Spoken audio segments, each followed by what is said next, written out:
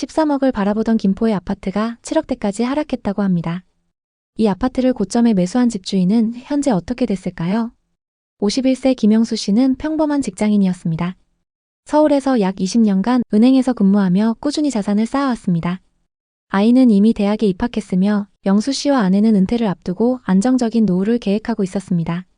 서울의 높은 집값과 복잡한 도심 생활에 지쳤던 부부는 새로운 기회를 모색하던 중 유튜브와 부동산 커뮤니티에서 자주 언급되던 김포시에 주목했습니다. 김포는 서울과 가깝습니다. 김포 골드라인을 이용하면 금방 도착하지요. 게다가 신도시라 기반시설도 잘 갖춰져 있습니다. 영수 씨는 부동산 유튜버들의 자신만만한 목소리에 끌렸습니다. 지금이 기회입니다. 신도시 호재에 수도권 투자자뿐 아니라 지방에서도 사람들이 몰려온다고 하더군요. 김포 한강 신도시에 김포 골드라인과 같은 교통 호재와 현대적인 신도시 이미지가 영수 씨의 마음을 사로잡았습니다. 김포는 제2의 분당이 될 겁니다. 라는 커뮤니티의 낙관적인 전망은 그의 확신을 더욱 굳혔습니다. 2021년 여름 영수 씨는 아내와 함께 김포 한강 신도시의 아파트를 보러 갔습니다. 84타입 2020년 준공된 신축 아파트였습니다. 단지 내 조경은 깔끔했고 고층 매물의 뷰는 부부를 사로잡았습니다. 근처에는 대형마트, 공원, 초등학교가 자리 잡고 있었습니다. 영수 씨는 아내에게 말했습니다. 여기면 입지가 최고야. 서울도 가깝고 집값도 오를 거야. 아내는 살짝 망설이며 답했습니다. 여기서 진짜 편히 살 수 있을까? 당연하지. 이건 우리 인생의 새로운 시작이야. 망설이던 아내는 부동산 직원의 말에 넘어갔습니다. 이 아파트 고층은 이제 사고 싶어도 매물이 없어요. 이것도 벌써 오늘만 2팀이 보고 갔어요. 부부는 망설이지 않았습니다. 집을 본 날 바로 가계약금을 송금하며 매물을 잡았습니다. 2021년 여름 영수 씨는 한강 메트로자이 2단지 84타입을 11억에 계약했습니다. 계약금 1억, 대출 6억, 그리고 20년 동안 부부가 함께 모은 예금을 모두 털어 매입을 완료했습니다. 부동산에서 계약서를 작성하며 영수 씨는 미소를 지었습니다. 이제 우리 새 출발이야. 아내는 조심스럽게 물었습니다. 우리 싸게 사는 거겠지? 그럼 앞으로 쭉쭉 오를 거야. 이건 절대 실패 없는 투자야. 입주 후 몇 달 동안 모든 것이 순조로웠습니다. 영수 씨는 주말마다 한강변으로 나가 산책로를 걸으며 시원한 바람을 즐겼습니다. 오후에는 신도시의 카페에서 아내와 차를 마시며 책을 읽거나 단지 내 커뮤니티 센터에서 즐거운 시간을 보냈습니다. 부동산 카페에서는 김포는 서울의 연장선이라는 글이 자주 올라왔고 한강 메트로자이 2단지는 김포의 대장 아파트라는 소문이 돌았습니다. 영수 씨는 속으로 되뇌었습니다. 잘 샀다. 여긴 절대 떨어지지 않을 거야. 놀랍게도 계약 2달 만에 같은 단지 84타입의 호가가 13억까지 치솟았습니다. 부동산 중개사무소에서는 매물이 귀해요. 사겠다는 분들이 줄 서 있습니다. 이런 말이 들려왔습니다. 영수 씨는 아내에게 자신 있게 말했습니다. 봤지? 집값 더 오를 거야. 이건 우리 인생 최고의 선택이야. 아내도 미소를 지으며 답했습니다. 정말 잘 샀나 봐. 집값 상승의 자신감은 부부의 생활 방식을 완전히 바꿔놓았습니다. 이제 좀 여유롭게 즐겨도 되지? 영수 씨는 아내와 상의하며 집을 고급스럽게 꾸미기로 했습니다. 고급 대리석 테이블과 가죽 소파, 북유럽 스타일 조명으로 거실을 새 단장했고 고급 원목 침대와 맞춤형 붙박이장으로 침실을 꾸몄습니다. 집값이 오르는데 이 정도는 괜찮아 라며 영수 씨는 웃었죠. 영수 씨는 오랜 취미였던 골프에 본격적으로 빠져들었습니다. 골프 모임에 가입해 시간 날 때마다 골프장에서 라운딩을 즐겼습니다. 꽤 많은 비용이 들었지만 그는 투자에 성공했으니 이 정도 보상은 괜찮지 라며 개의치 않았습니다.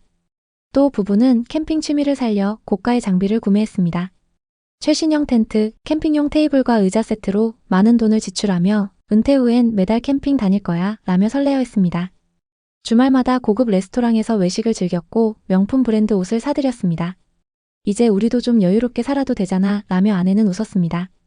월급은 들어오는 족족 빠져나갔지만 집값이 오르고 있기 때문에 아무 걱정이 없었습니다. 김포 골드라인 덕분에 집값은 계속 오를 거야. 지금 즐겨도 문제없어. 영수 씨는 그렇게 믿었습니다. 하지만 문제는 항상 방심했을 때 발생하죠. 2022년부터 시장에 균열이 생기기 시작했습니다. 미국발 금리 인상 소식이 뉴스에 연일 보도되었고 한국은행도 기준금리를 연이어 올렸습니다. 영수 씨는 처음엔 대수롭지 않게 생각했습니다. 우린 고정금리 대출이니 상관없어. 하지만 시장은 그의 생각을 비웃듯 움직였습니다. 대출 이자가 오르면서 아파트 매매 거래가 점점 줄어들었고 집값 하락 소식이 들려오기 시작했습니다. 2022년 말 같은 단지 저층 매물이 8억대에 거래되었다는 소문이 돌았습니다. 영수 씨는 믿을 수 없었습니다. 설마 누가 그런 가격에 팔겠어? 실거래가 앱을 확인한 순간 그는 머리가 멍해졌습니다. 같은 84타입이 7억 5천만 원에 거래된 내역이 있었습니다. 그날 밤 아내가 조용히 물었습니다. 우리 집이 어떻게 이렇게 돼? 이럴 줄 알았으면 그렇게 돈 쓰지 말았어야 했는데. 영수 씨는 대답하지 못했습니다. 그러게. 내가 너무 앞서갔나 봐. 아내는 한숨을 쉬었습니다. 그때 내가 좀 더 고민하자고 했잖아. 고급 가구, 골프, 캠핑 장비, 명품 쇼핑까지 쏟아부은 돈이 떠오르며 부부의 마음은 무거워졌습니다. 2023년 1월 상황은 더 악화되었습니다. 84타입의 거래 금액이 6억 4천만 원까지 떨어졌습니다. 영수 씨가 11억에 매입한 집이 1년 반도 안 돼서 4억 6천만 원이나 하락한 셈이었습니다. 부동산 중개사무소 유리창에는 금매 6억 3천만 원, 즉시 입주 가능이라는 전단지가 붙어 있었습니다. 영수 씨는 중개사에게 물었습니다. 이 가격이 진짜인가요? 중개사는 담담히 대답했습니다. 네, 요즘 이 가격대에 내놓는 분들이 있어요. 그날 저녁 식사 시간은 무거운 침묵으로 가득했습니다. 아내가 조심스럽게 말했습니다. 우리 집 괜찮을까? 영수 씨는 한숨을 쉬었습니다. 지금 팔면 대출 원금도 못 갚아. 그냥 버텨야지. 계약 당시 받았던 6억 대출의 원금은 여전히 남아있었고 통장은 과소비로 거의 바닥을 드러냈습니다. 골프 모임은 부담스러워졌고 캠핑 장비는 창고에서 먼지만 쌓였죠. 또 명품 구매로 생긴 신용카드 빚은 매달 무겁게 다가왔습니다. 2024년 4월 악몽은 현실이 되었습니다. 같은 단지 중층의 매물이 6억 2천만 원에 거래되었습니다. 영수 씨는 스마트폰을 내려놓고 눈을 감았습니다. 이젠 정말 바닥인가 봐. 11억에 샀던 집이 4억 8천만 원 이상 하락한 셈이었습니다. 아내는 더 이상 참지 못하고 말했습니다. 왜 하필 김포였어? 당신이 괜찮다고 해서 믿은 거야. 그때 전세 연장했으면 지금 이렇게 힘들진 않았을 거야. 영수 씨는 힘없이 답했습니다. 나도 최선이라 생각했어. 누가 이렇게 될 줄 알았겠어? 내가 조금 더 고민하자고 했잖아. 당신이 너무 자신만만했어. 이제 와서 탓해봤자 뭐가 바뀌겠어? 부부는 대화를 할 때마다 싸움으로 번졌죠. 2024년 말 시장은 약간의 회복 조짐을 보였습니다. 동일 타입의 금액이 6억 6천만 원까지 올랐습니다. 하지만 여전히 11억에는 한참 못 미쳤죠. 단지 부동산에는 6억 7천만 원 금매 나왔습니다. 이런 광고가 계속 올라왔습니다. 어느 날 밤 영수 씨는 베란다에 서서 창밖을 바라보며 생각에 잠겼습니다. 그때 좀 더 신중했더라면, 그 돈을 함부로 쓰지 않았더라면. 이탈리아산 가구는 빛바랜 사치로 느껴졌습니다. 골프 모임은 부담스러운 허세로 남았고 캠핑 장비는 몇 번 쓰지 못한 채 창고에 쌓여 있었습니다. 각종 할부금은 여전히 남아 있었죠. 이걸 감당 못할 정도였으면 애초에 꿈꾸지 말았어야 했어. 아내가 조용히 다가와 말했습니다. 그냥 여기서 계속 살자. 우리 둘이 편히 지낼 수 있다면 그걸로 됐어. 영수 씨는 고개를 끄덕였습니다. 그래, 여기까지 온 것도 나쁘지 않아. 2025년 여름 영수 씨 부부는 결국 집을 안 팔기로 했습니다. 아니, 팔 수 없었다는 표현이 더 정확했죠. 손해를 감당할 자신도 새 출발을 위한 에너지도 없었습니다. 영수 씨는 아침마다 단지를 걸었습니다. 단지 부동산에는 금매라는 전단지가 붙어 있었지만 그는 더 이상 시세를 확인하지 않았습니다. 스스로 내린 결정이었기에 누구를 탓할 수도 없었습니다. 과소비의 후회는 마음을 무겁게 짓눌렀죠. 그때 조금만 더 신중했더라면. 전문가들이 쓴 책, 예를 들어 투자 노하우나 기회를 잡는 방법, 그리고 부동산 트렌드, 권리 분석 같이 부동산 투자와 관련된 책들을 많이 읽으면서 실력을 쌓고 투자했어야 하는데 이런 생각이 머릿속을 떠나지 않았습니다. 주말이면 부부는 전세 살던 시절을 떠올렸습니다. 그때가 오히려 좋았을 수 있어. 맞아, 하지만 우리 집이 생겼잖아. 부부는 소박한 일상을 되찾아가고 있었습니다. 투자의 실패와 과소비는 그들을 힘들게 했지만 계속 후회만 하면서 살 수는 없습니다. 김포 한강신도시는 여전히 부동산 시장에서 주목받는 지역입니다. 김포 골드라인은 서울 접근성을 높이는 핵심 교통망으로 큰 호재로 작용했습니다.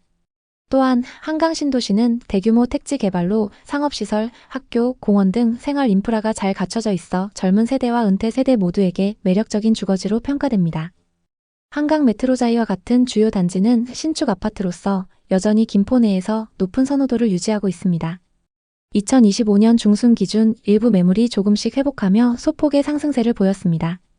부동산 전문가들은 김포의 집값이 단기적으로는 금리 인상과 시장 침체의 영향을 받았지만 중장기적으로는 교통 호재와 신도시 개발의 안정성으로 인해 회복 가능성이 있다고 전망합니다. 그러나 여러 호재에도 불구하고 현재 부동산 시장에는 불확실성이 남아 있습니다. 최근 부동산 규제가 강력해지면서 대출 부담이 커지며 매수 심리가 위축된 상황입니다. 또한 수도권 내 경쟁 지역과의 비교해서 김포의 상대적 매력이 약화될 수 있다는 의견도 있습니다. 실제로 2025년 상반기 데이터를 보면 한강 메트로자이 84타입은 6억 5천만 원에서 7억 선에서 거래되고 있으며 이는 2021년 고점 대비 여전히 큰 하락폭을 보여줍니다. 영수 씨 부부에게 이 모든 호재와 전망은 더 이상 큰 의미가 없습니다. 그들에게 중요한 것은 호재가 아니라 지금 이 집에서 어떻게 살아갈 것인가입니다. 부동산의 가격은 단순한 숫자가 아닙니다. 그 안에는 사람들의 감정, 결정, 그리고 인생이 녹아 있습니다. 뉴스는 최고가만 보여주고 커뮤니티는 기회를 이야기합니다. 하지만 그로 인해 수많은 사람들이 고통받기도 하죠. 그들은 말합니다. 부동산은 타이밍이다. 김포 골드라인이 있으니 무조건 오른다. 신도시는 절대 망하지 않는다. 하지만 영수 씨 부부처럼 그 말을 믿고 섣부른 결정을 내린 사람들은 크게 고통받고 있습니다. 누구나 은퇴 후 안정된 삶을 꿈꿉니다. 부동산 투자에서 가장 중요한 것은 순간의 시세 차익을 노리는 자세가 아니라 감당할 수 있는 정도인지 리스크는 없는지를 꼼꼼히 점검하는 자세입니다. 그러기 위해서는 꾸준히 부동산에 대해 공부하며 실력을 키워나가야 합니다. 혹시 지금 여러분도 중요한 선택의 기로에 놓여 있으신가요? 그렇다면 전문가들의 성공담과 노하우, 실패 이야기를 반드시 공부하신 후 신중히 접근해 보시기 바랍니다. 한순간의 선택이 미래를 좌우할 수 있습니다. 여러분의 이야기를 댓글에 남겨주세요. 여러분의 댓글이 누군가에게 큰 깨달음이 될 수 있습니다. 구독과 좋아요도 잊지 말아주세요. 감사합니다.